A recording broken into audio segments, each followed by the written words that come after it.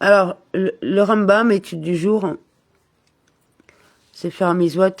Donc, 24 Adar, 5785. Commandement positif numéro 5. C'est une répétition. Il s'agit du commandement nous ordonnant de servir Dieu, qu'il en soit glorifié. Cet ordre est répété plusieurs fois dans la Torah. Et vous servirez l'Éternel votre Dieu. Amen. Vous le servirez. Amen. Et tu le serviras.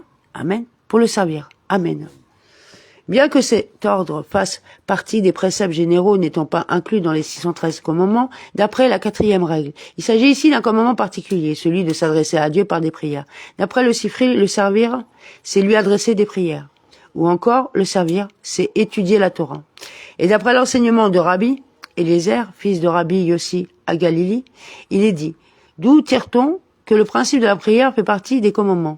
Du verset, tu craindras l'Éternel ton Dieu et tu le serviras. Et il inclut ainsi, servons Dieu à travers sa Torah et dans son sanctuaire. Cela signifie que nous devons tendre à prier soit au temple, soit en se tournant vers lui, comme Salomon l'a expliqué clairement. Amen.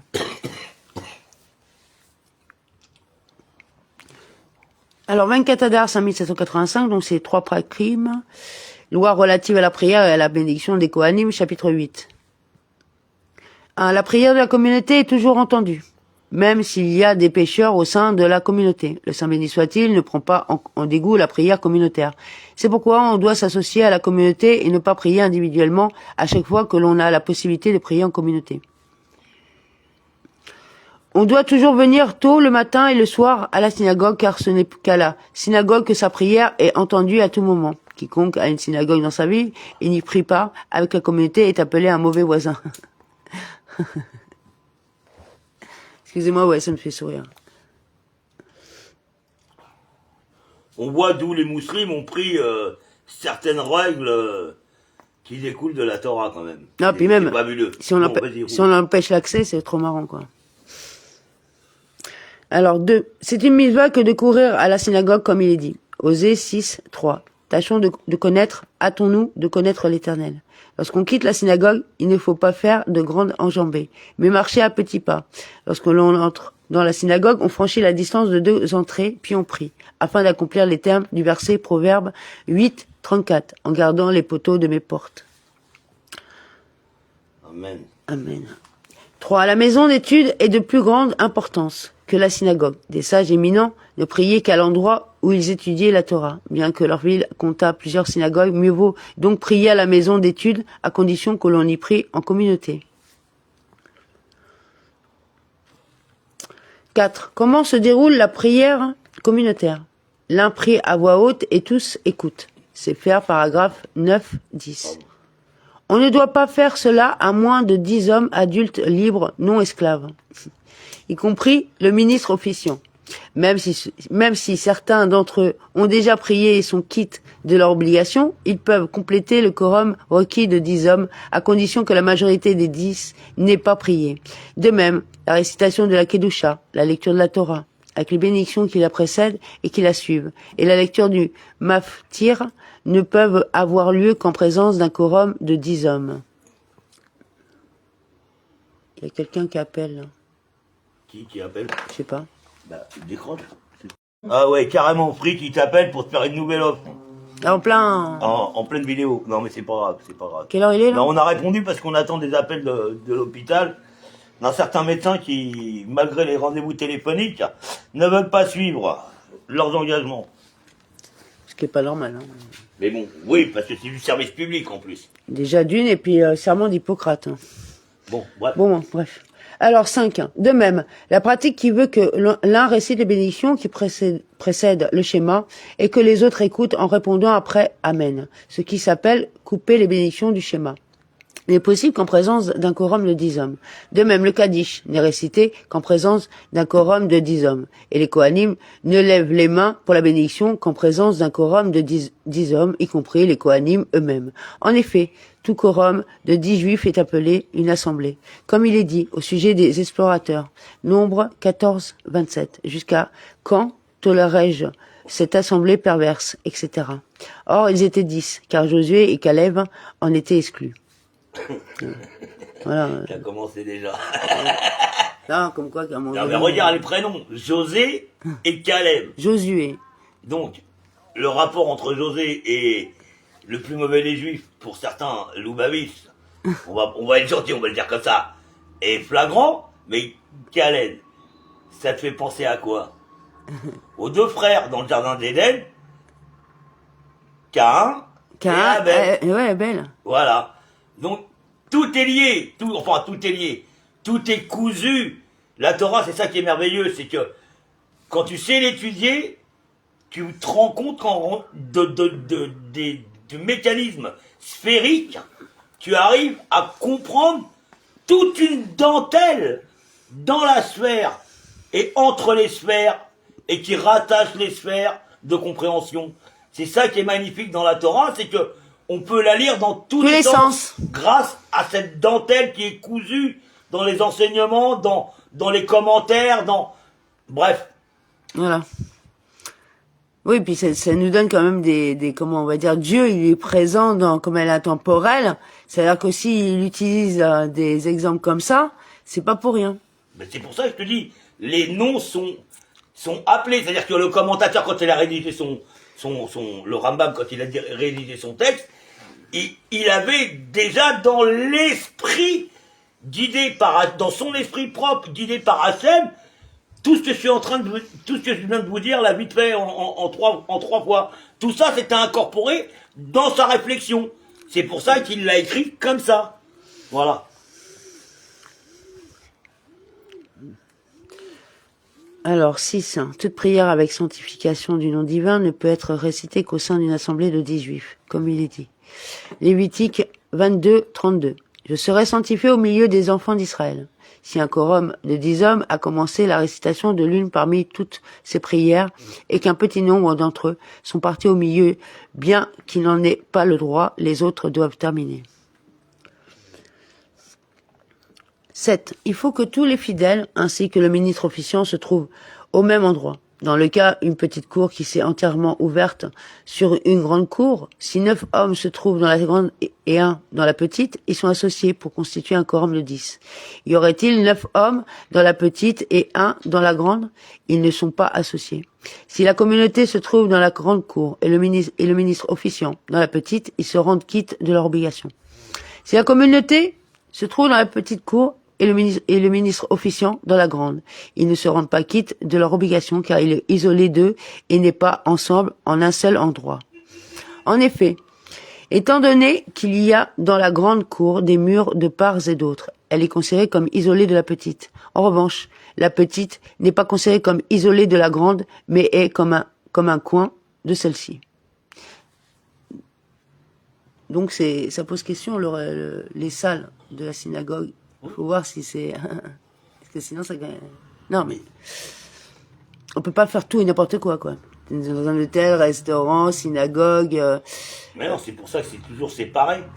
Non, mais il te dit bien, même si c'est séparé, est-ce que c'est la grande cour, la petite cour? Il y avait quand même des choses à bien définir. Oui, après la séparation, tu prends la salle la plus petite pour faire ça et la salle la plus grande pour faire ça. Ouais, parce qu'on est un peu faré, voilà. Au lieu de faire n'importe quoi, monter une crêperie dans la cour de la synagogue, hein, parce qu'on n'a toujours pas l'adresse de la crêperie à Perpignan. Ouais. Hein, il y a soi-disant une crêperie cachère, on va s'en occuper, Vas-y. Ouais, puis on s'en est occupé là de toutes les pages des gens qui font les beaux sur internet avec l'argent des autres. C'est encore autre chose. Ouais. Voilà, déjà il y en a plein qui vont avoir une surprise. Ah ouais. Là déjà c'est magnifique, c'est magnifique. Bon, allez. Alors 8, de même. S'il y a un excrément dans la grande cour, il est défendu de prier et de faire la lecture du schéma dans la petite. Y aurait-il un excrément dans la petite cour? Il est permis de prier et de faire la lecture du schéma dans la grande s'il n'y a pas de mauvaise odeur parce qu'elle est isolée de la petite cour. 9. Le ministre officiant rend quitte la communauté de son obligation comment cela? Lorsqu'il prie et que les fidèles écoutent et répondent Amen après chaque bénédiction. Ils sont considérés comme s'ils priaient. Dans quel cas cela s'applique-t-il? Dans le cas où celui qui répond Amen ne sait pas prier. Mais celui qui sait prier ne peut se rendre quitte de son obligation que par sa propre prière. 10. Dans quel cas cela s'applique-t-il? Les jours de l'année autres que Rosh Hashanah et le jour de Kippour de l'année du Jubilé, en revanche, En ces jours-là, le ministre officiant rend quitte celui qui sait prier comme celui qui ne sait pas. La raison en est que ce sont de longues bénédictions et la majorité de ceux qui les connaissent ne parviennent à y être attentifs comme le ministre officiant. C'est pourquoi, en ces 2 jours, si un fidèle qui connaît la prière désire se reposer sur la prière du ministre officiant pour se rendre quitte de son obligation, il en a le droit. 11. On ne nomme comme ministre officiant de manière fixe que le plus grand de la communauté par sa sagesse et ses actions. S'il est âgé, c'est excellent. On s'efforce de prendre un homme qui a une voix douce et qui a l'habitude de lire les versets de la Bible. Un homme qui n'a pas encore une barbe pleine, mais même s'il en est un grand sage, ne doit pas être nommé ministre officiant, par respect pour la communauté. Toutefois, un homme peut couper les bénédictions du schéma dès qu'il présente 2 poils pubiens à l'âge de 13 ans. 12. De même, celui qui balbutie, par exemple, qui lit le Aleph comme un Aïn, ou le Aïn comme un Aleph, ou quiconque ne parvient pas à prononcer les lettres convenablement, ne doit pas être nommé ministre officiant. Un maître peut nommer l'un de ses disciples pour diriger la prière communautaire en sa présence, bien qu'il n'ait pas toutes les qualités mentionnées au paragraphe précédent. Un aveugle peut couper les bénédictions du schéma et être nommé ministre officiant.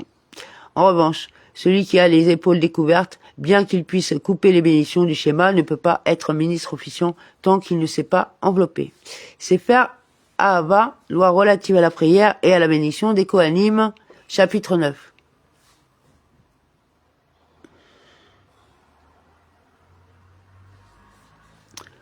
Tel est le déroulement de la prière communautaire. Le matin, tout le monde est assis et le ministre officiant descend devant l'arche, se tenant au milieu des fidèles. Il entame le Kaddish et tous répondent « Amen », que son grand nom soit béni à jamais et pour l'éternité, de toute leur force. Ils répondent Amen à la fin du Kaddish. Après quoi, le ministre officiant dit « Bénissez l'Éternel qui est digne d'éloge ». Et eux répondent « Que soit béni l'Éternel qui est digne d'éloge pour l'éternité ». L'officiant commence alors à couper les bénédictions du schéma à voix haute, et eux répondent Amen après chaque bénédiction. Celui qui sait réciter les bénédictions et lire le schéma avec lui le fait jusqu'à la bénédiction qui délivre Israël. Amen. 2. Tout se lève immédiatement après cette bénédiction et récite la prière des 18 bénédictions à voix basse. Celui qui ne sait pas prier se lève et demeure silencieux pendant que le ministre officiant prie à voix basse avec les autres. Quiconque termine sa prière avec la communauté fait 3 pas en arrière et se tient à l'endroit qu'il a atteint à reculons. 3. Après avoir fait 3 pas en arrière et s'est arrêté, le ministre officiant commence à prier à voix haute, depuis le début des bénédictions pour rendre quitte celui qui n'a pas prié. Tous se tiennent debout, écoutent et répondent Amen après chaque bénédiction, aussi bien ceux qui ne sont pas encore rendus quitte de leur obligation parce qu'ils n'ont pas encore prié que ceux qui ne se sont déjà rendus quitte en priant. 4. Le ministre officiant récite la Kedusha dans la 3e bénédiction. Dès qu'il atteint la Kedusha, chacun peut revenir à la place où il s'est tenu pendant la prière. Dès qu'il atteint la bénédiction de reconnaissance introduite par Modim et se courbe, toute la communauté se courbe légèrement, sans excès et dit « Nous reconnaissons avec gratitude que tu es l'Éternel, notre Dieu et Dieu de toute chair, notre Créateur, Créateur de toute existence. Nous offrons des bénédictions et actions de grâce à ton grand et saint nom. Pour ce que tu nous as fait vivre et exister. Et de même continueras-tu à nous faire vivre et exister. Tu rassembleras nos exilés dans les cours de ton sanctuaire afin de respecter tes lois, de te servir avec vérité et d'accomplir ta volonté d'un cœur entier. Car nous te rendons grâce. Quiconque dit Modim 2 fois, on le fait taire. 5. Après avoir terminé toute la prière, il s'assoit et tombe sur sa face et s'inclinant légèrement, Sefer chapitre 5 paragraphe 14. Lui, ainsi que toute la communauté et adresse des supplications dans cette position. Il reprend la position assise, relève la tête ensemble avec le reste de la communauté et adresse quelques supplications à voix haute en étant assis. Puis le ministre officiant se lève seul et dit le Kaddish une seconde fois et eux répondent de la même manière que la première fois. Il dit alors, il est miséricordieux, etc. Louange de David, etc. Lui est debout et eux sont assis, lisant avec lui. Après cela, il récite Uva Letzon et un libérateur viendra à Sion. Quant à moi, voici, et toi, qui es saint. Ils s'interpellent l'un l'autre et disent Saint et terminent la Kedusha. Les fidèles répondent Saint, Saint 3 fois et le ministre officiant répète la Kedusha dans sa traduction araméenne. Il dit ensuite, un vent me souleva et il lit la traduction de cette phrase en araméen, puis dit « L'Éternel régnera pour l'éternité » et en lit la traduction en araméen afin d'être compris du peuple. 6. Ces versets qui précèdent et suivent la Kedusha avec leurs traductions respectives sont appelés l'ordre de la Kedusha. Le ministre officiant supplie ensuite avec des paroles de supplication et des versets de miséricorde. Puis dit le Kaddish. Tout le monde répond de manière habituelle et prend congé. 7. Celui qui dit dans les supplications que celui qui a eu pitié du nid de l'oiseau, en interdisant de prendre la mer sur les petits, ou bien en interdisant d'abattre un animal et son petit le même jour, aie pitié de nous, ou une expression similaire, on le fait taire, car ces commandements sont un décret de l'écriture et non une marque de miséricorde. Si ces commandements étaient motivés par la miséricorde, Dieu ne nous aurait pas du tout autorisé l'abattage des animaux. De même, il ne faut pas multiplier les désignations du nom de Dieu et dire, par exemple, le Dieu grand, puissant, redoutable, résistant, brave, fort, car l'homme n'a pas la capacité d'achever son éloge. Plutôt, on dit uniquement les louanges dites par Moïse, notre maître, puisse son âme reposer en paix. Amen. 8. À Minra, le ministre officiant dit le psaume 145. Heureux sont ceux qui résident dans ta demeure, etc. Louange de David, etc. Il lit ce psaume alors que les gens sont assis. Puis il se lève et dit le Kaddish.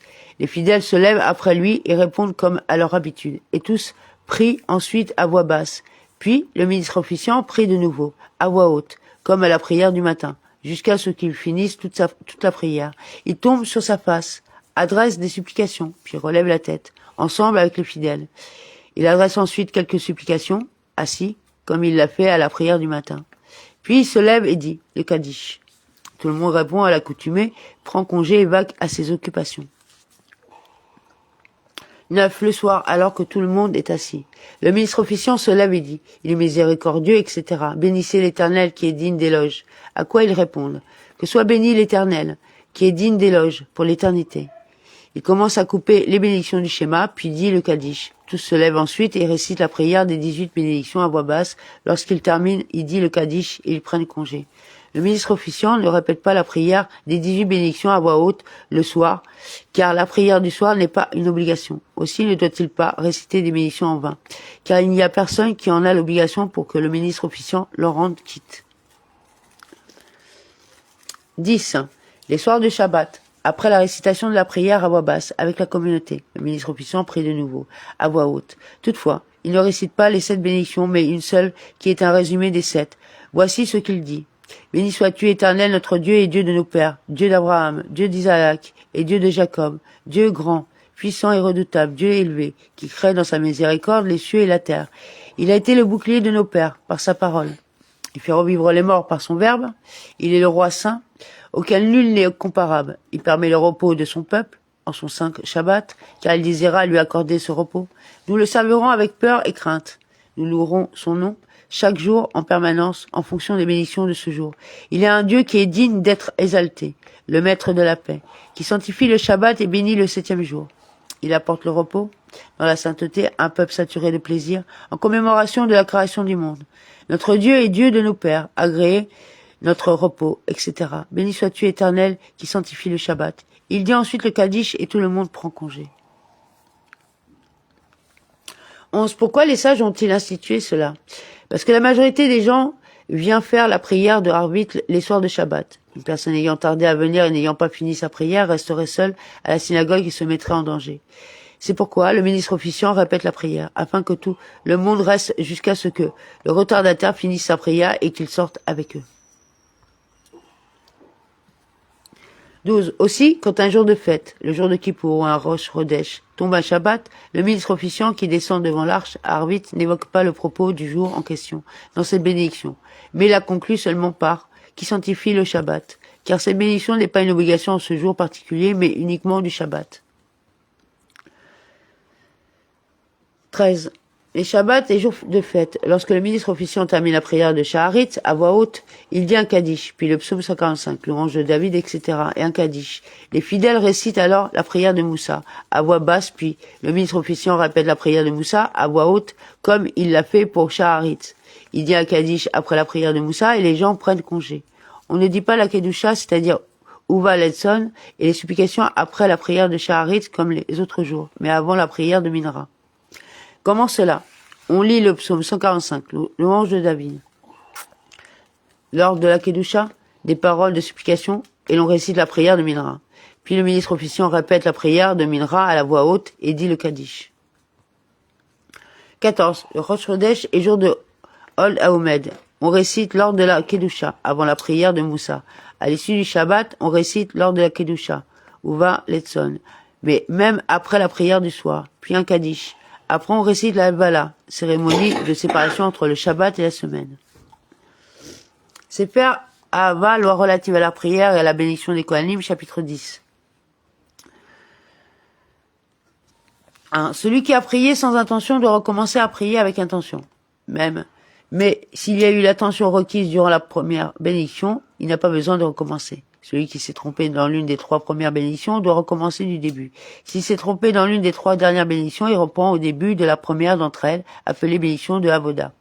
Et s'il s'est trompé dans l'une des bénédictions intermédiaires, il reprend au début de la bénédiction où il s'est trompé et termine sa prière dans l'ordre. De même, un ministre officiant qui s'est trompé dans sa répétition publique de la prière à voix haute se reprend de cette manière. 2. En revanche, si le ministre officiant a fait une erreur dans sa prière personnelle à voix basse, je maintiens qu'il ne doit pas prier une seconde fois, à cause du dérangement causé à la communauté. Plutôt, il s'appuie sur la prière qu'il récite à voix haute, et ce, à condition qu'il ne soit pas trompé dans les 3 premières bénédictions. En effet, s'il s'est trompé dans celle-ci, il doit toujours recommencer sa prière du début comme un particulier. 3. Quand un ministre officiant se trompe et est troublé au point de ne pas savoir ou recommencer et attend ainsi pendant un moment, un autre doit prendre sa place. Et s'il s'est trompé dans la bénédiction relative à l'anéantissement des hérétiques, on n'attend pas.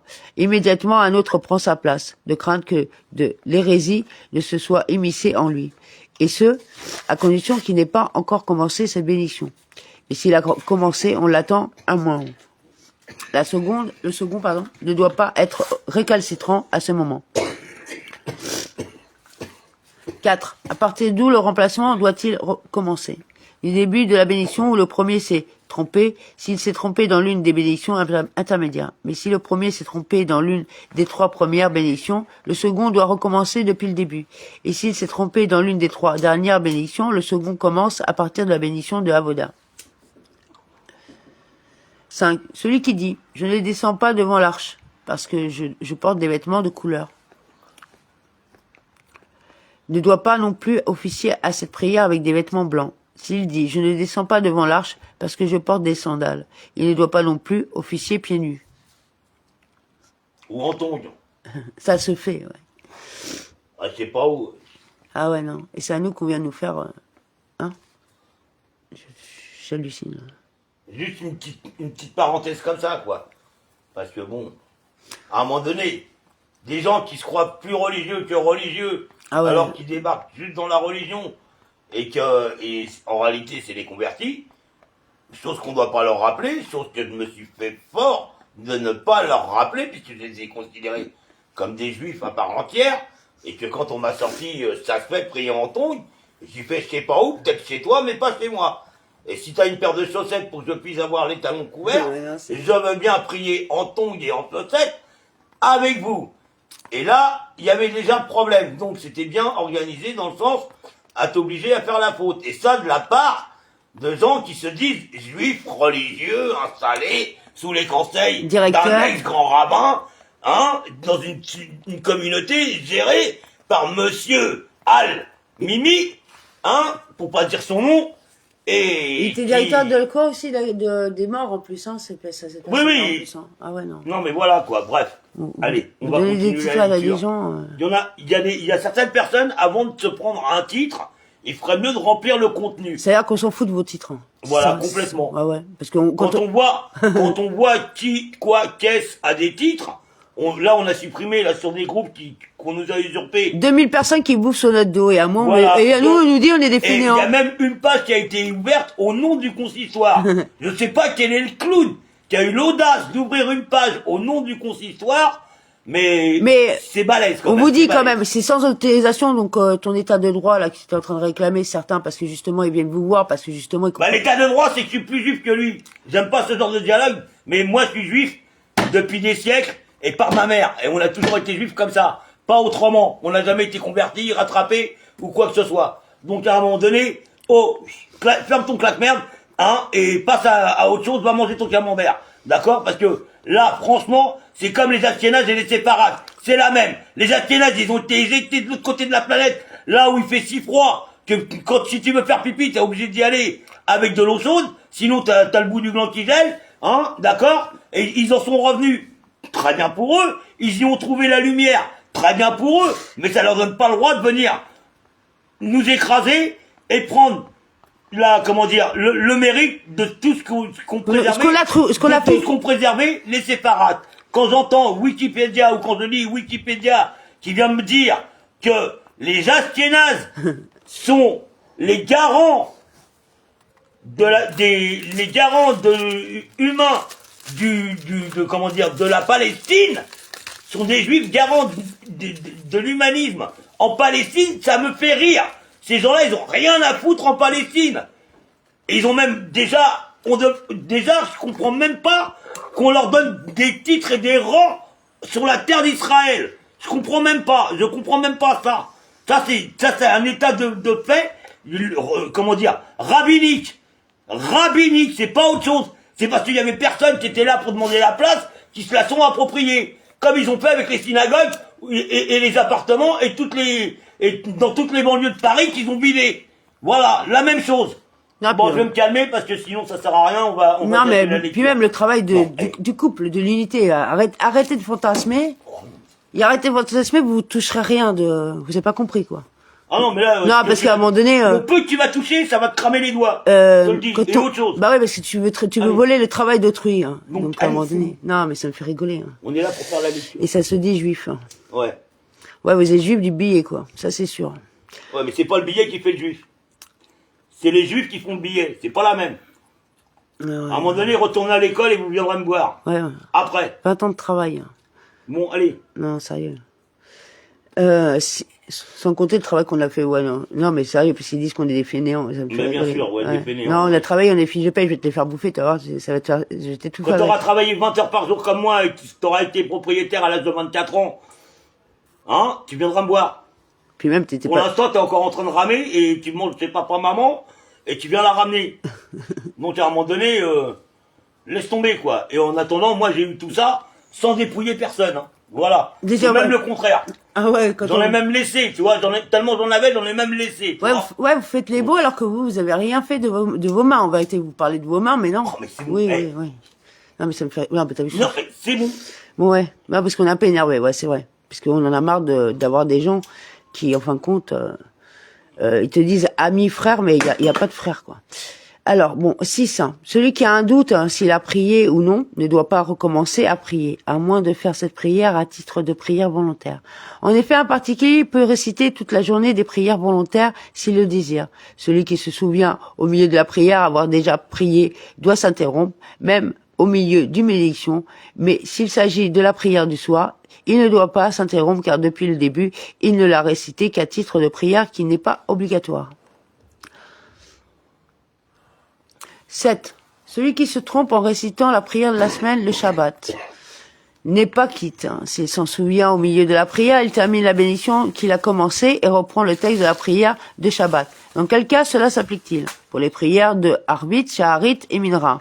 En revanche, à Moussa, il doit s'interrompre même au milieu d'une bénédiction. De même, s'il a récité le texte de la prière de la semaine en pensant qu'il s'agit de Moussa, il doit réciter à nouveau la prière de Moussa. Cela s'applique le Shabbat comme un jour de fête ou de Rosh Chodesh.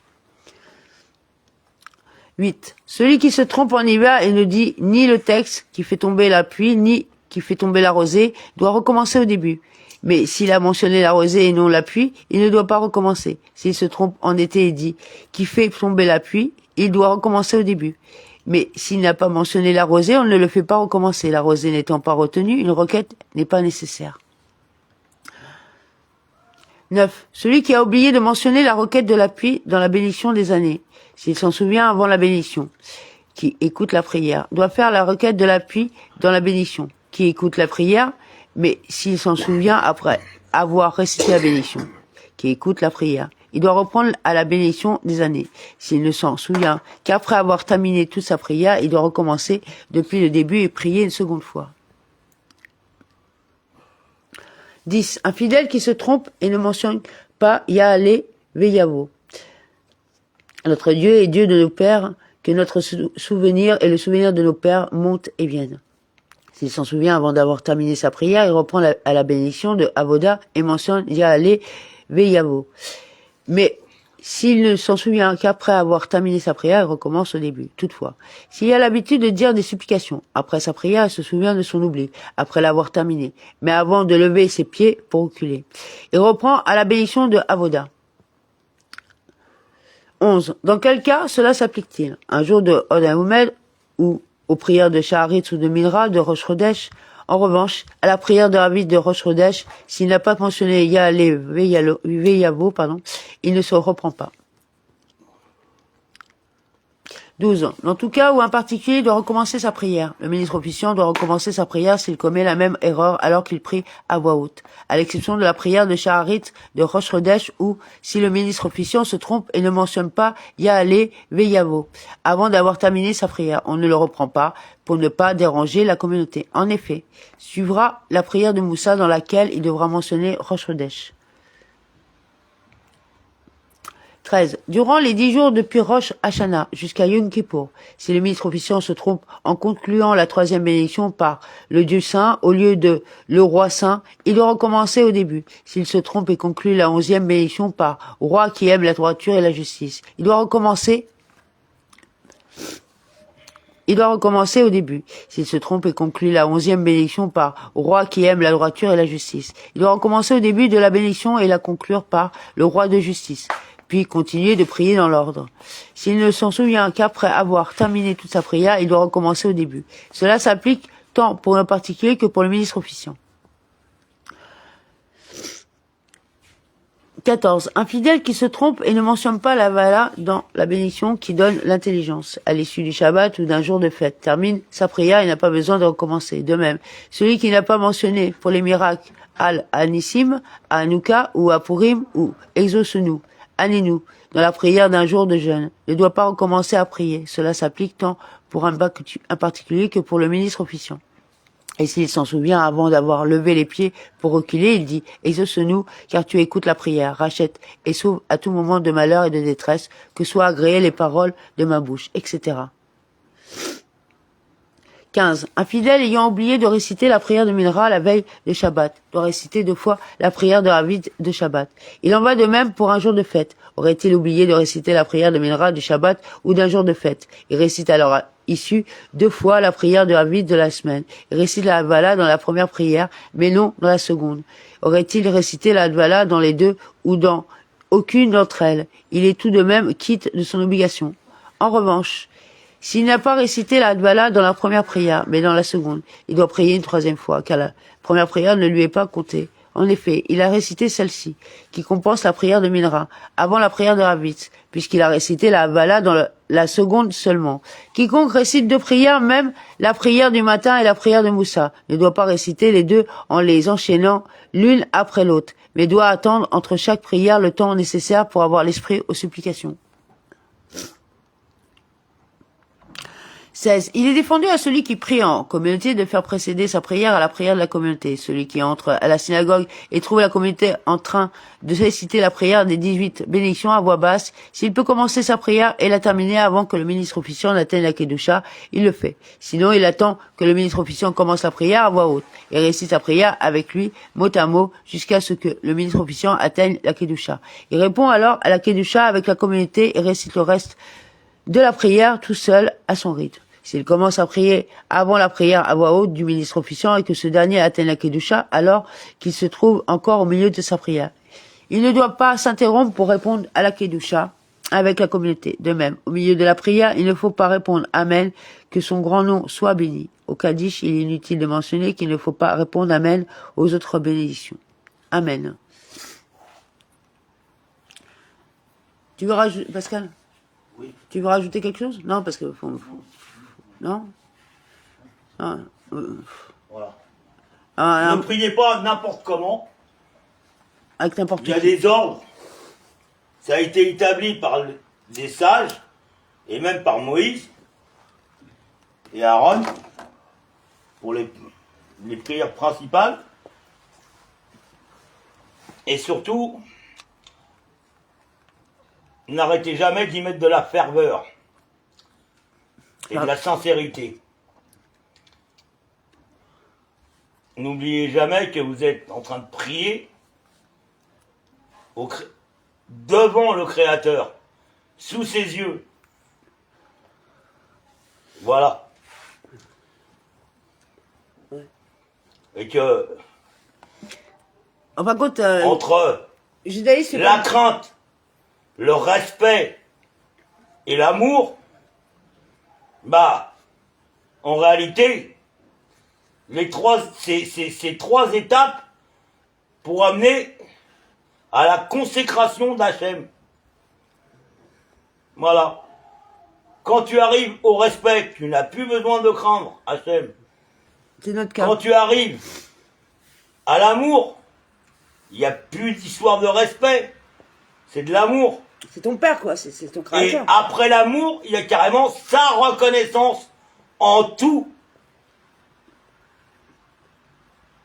Donc là, c'est encore une étape supérieure. Voilà, pour ceux qui n'auraient pas compris, je fais référence aux 4. Voilà. Bonne soirée. Et on va continuer la lecture sur Oui, j'ai bien le compris. roumage, c'est ça? Ouais. Bon, le 4, dans certains machins, c'est Non, mais- amené à la destruction, quand même. Non, Le non, mais 4. à la destruction pour le renouveau. C'est à un moment donné, c'est comme le guide Gaulle. C'est comme, comment dire, l'histoire de Noé. Mhm. Détruire pour reconstruire. D'accord. Mais il a dit qu'il remettrait pas le déluge. Non, mais ça a été. Il ne mettra pas le déluge, mais sa sanction, Ah ouais. comme elle est donnée par amour, Ah oui, bien sûr. elle est toujours là, sous une autre forme. Ah oui. Et Dieu, dans sa miséricorde, il te le montre avec les arcs-en-ciel, Bien sûr. les portes à pas passer, les gens qui disent « Ah, c'est merveilleux, les arcs-en-ciel, c'est super, c'est joli ». Ben, en réalité, ce que tu trouves joli, c'est la colère d'Hachem. Donc tu mets Hachem en colère, juste pour régaler tes yeux. Non, mais moi, Tu vois, je veux dire, dans la démarche... dans tu la vas jusqu'au démarche, bout. ouais, des Krishna, des... Ouais, voilà, donc à un moment donné, il faut faire attention, vraiment comprendre comment Dieu nous parle, nous explique à travers Nos sens. tout, puisqu'il est en tout. Il y a pas moyen de l'éviter.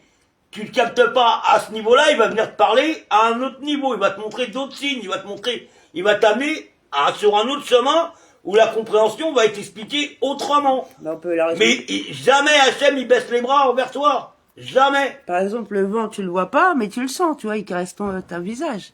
Et pourtant, Bon, tu le vois allez, pas. C'est c'est un bon. exemple. Allez.